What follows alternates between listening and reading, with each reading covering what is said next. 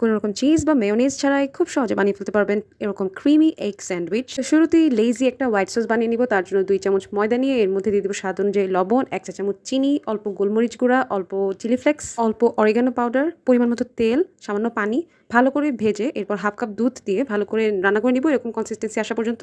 হঠাৎ যখন স্যান্ডউইচ খেতে ইচ্ছা হয় কিন্তু বাসায় চিজ থাকে না অথবা মেয়ো বানানোর শক্তিও থাকে না, তখন আমি এভাবেই স্যান্ডউইচ বানাই। আপনারাও ট্রাই করে দেখতে পারেন।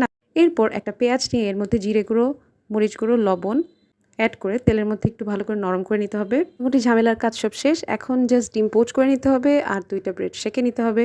আর স্যান্ডউইচে আমি গোল করে কেটে শসা টমেটো ইউজ করেছিলাম। দেন একের পর এক কেচাপ, হোয়াইট সস, শসা, টমেটো সব অ্যাড করে দিয়ে দিতে হবে আমাদের ডিম পোচ। আরেকটা ব্রেড স্লাইসেও সেমভাবে কেচাপ মেয়ো অ্যাড করে স্যান্ডউইচের উপরে দিয়ে দিচ্ছি। এই তো রেডি হয়ে গেল আমাদের অতি সুস্বাদু ক্রিমি এগ স্যান্ডউইচ।